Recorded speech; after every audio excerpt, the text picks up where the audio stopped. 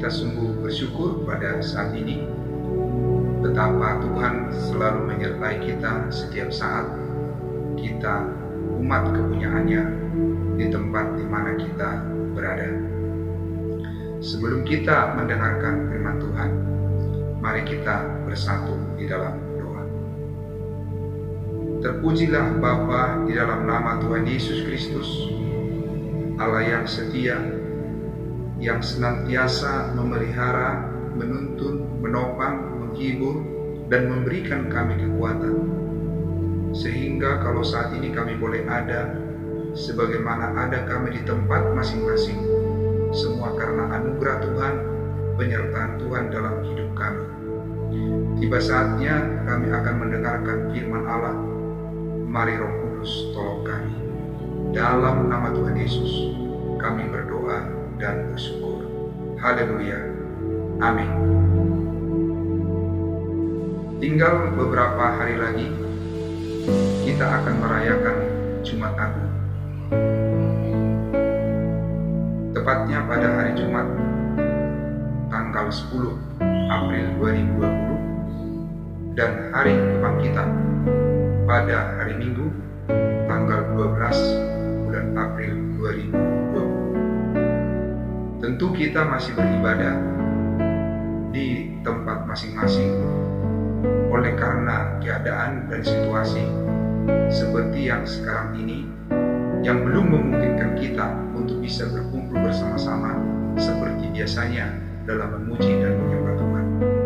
Namun kita bersyukur bahwa Tuhan hadir menyertai dan memberkati kita. Firman Tuhan yang akan saya sampaikan saat ini kepada kita berkaitan tentang persiapan di dalam kita menyambut ibadah Jumat Agung dan Hari Kebangkitan Yesus, yang terambil dari Injil Markus pasal 14 ayat yang ke-32 sampai dengan 42. Demikian firman Tuhan. Di Taman Getsemani, lalu sampailah Yesus dan murid-muridnya ke suatu tempat yang bernama Getsemani.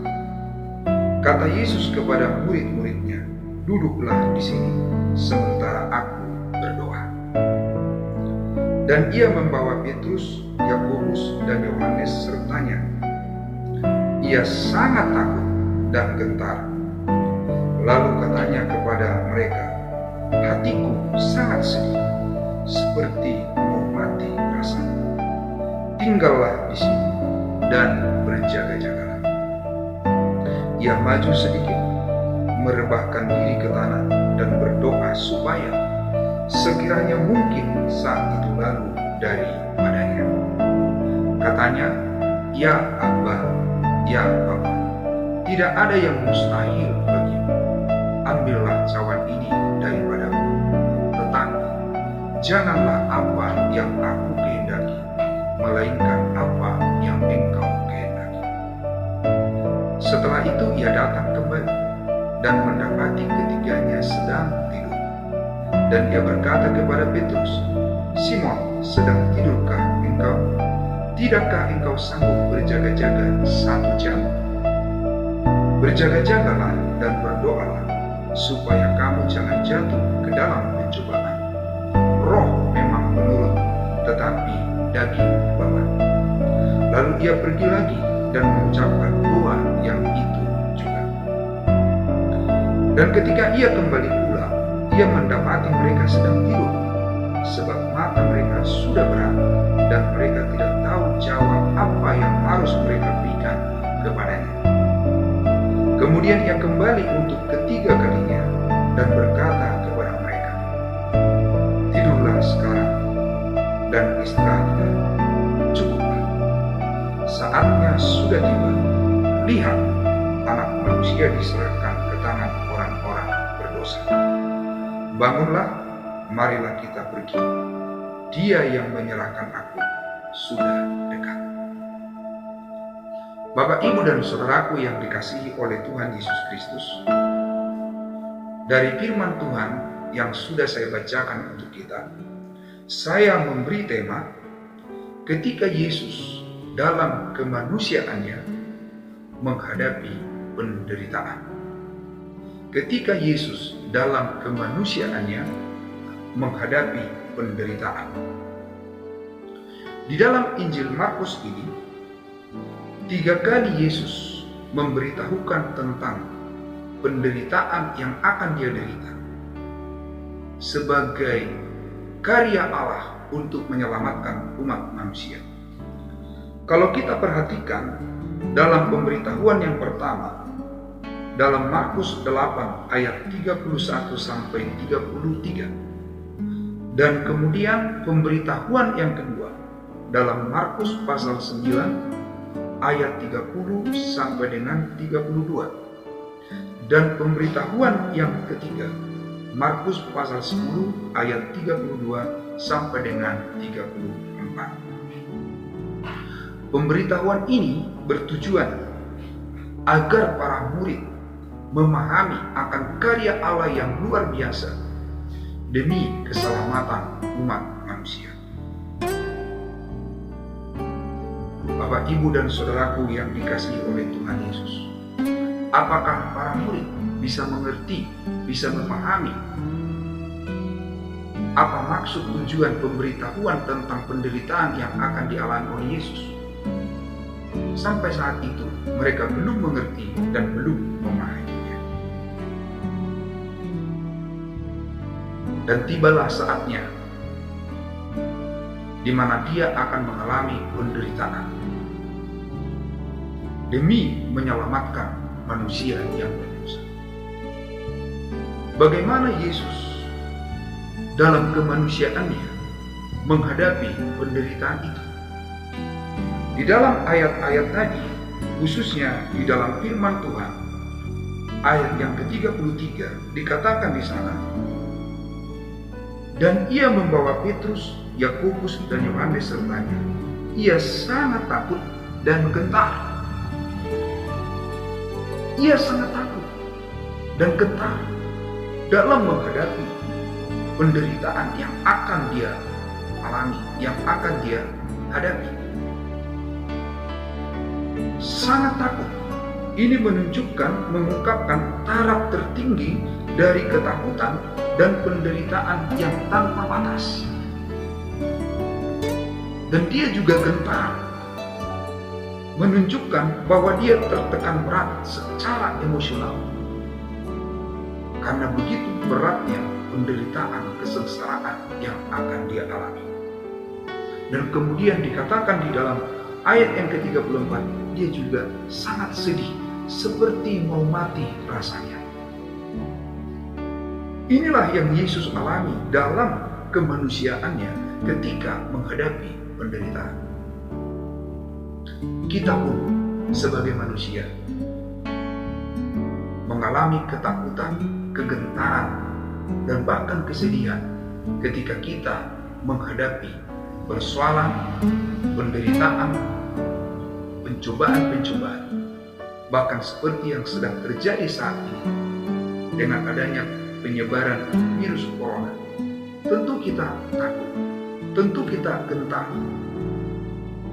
Tetapi kita lihat bagaimana Yesus dalam menghadapi ketakutan, kegentaran, dan juga kesedihannya.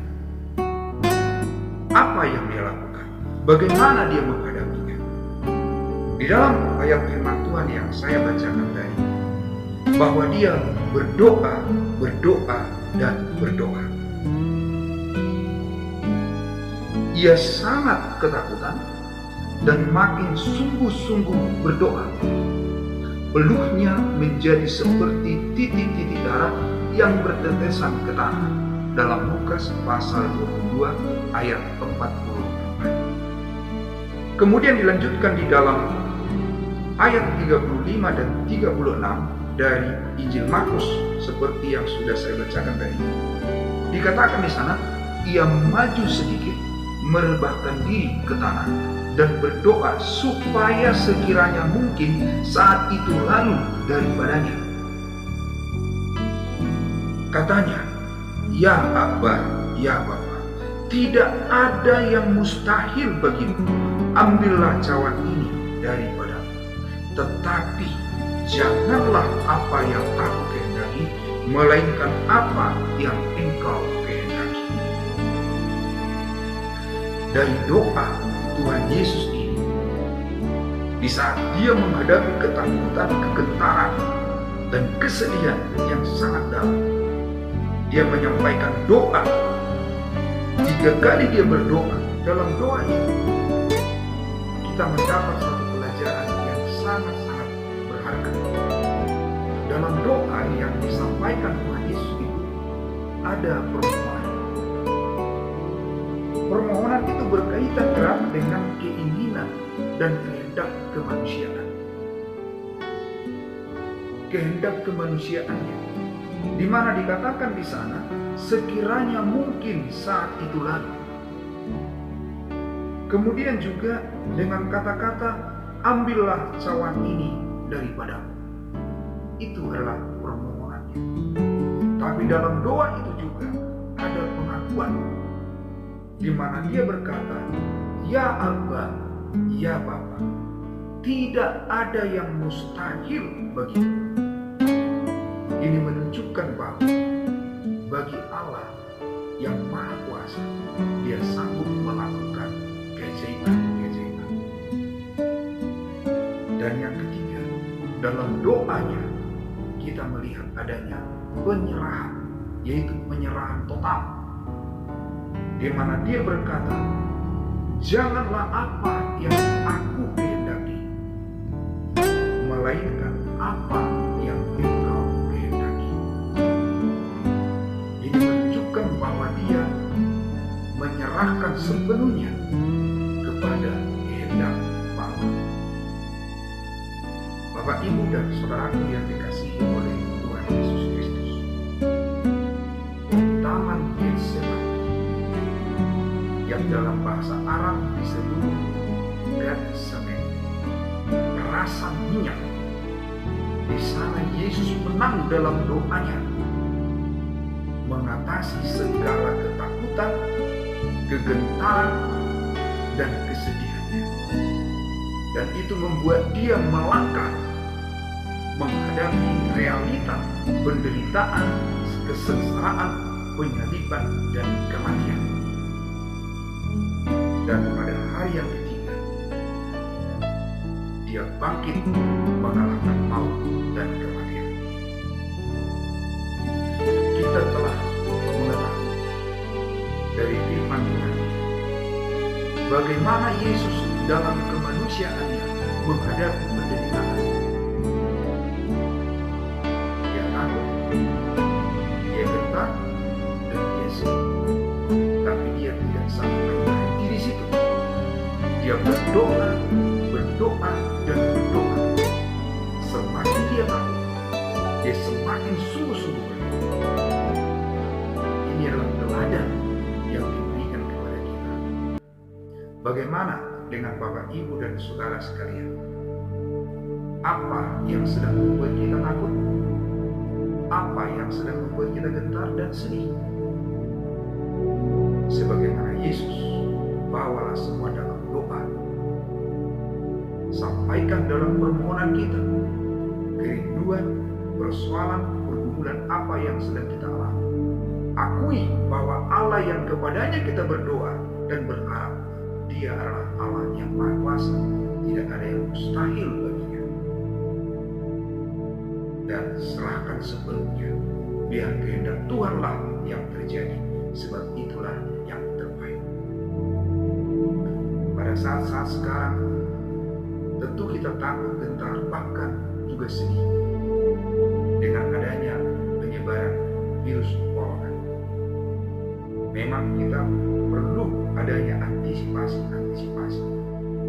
Tetapi di atas dari semua daya upaya kita itu, doa adalah hal yang sangat penting dan utama dalam mengatasi semuanya. Oleh karena itu, Bapak, Ibu, dan saudara yang dikasihi, serahkanlah seluruh hidup kita kepada Tuhan. Yakinlah Tuhan menyertai dan menolong kita, dan biarlah jadi sesuai dengan kehendaknya yang terbaik kepada kita semua. Tuhan Yesus memberkati kita. Mari kita berdoa.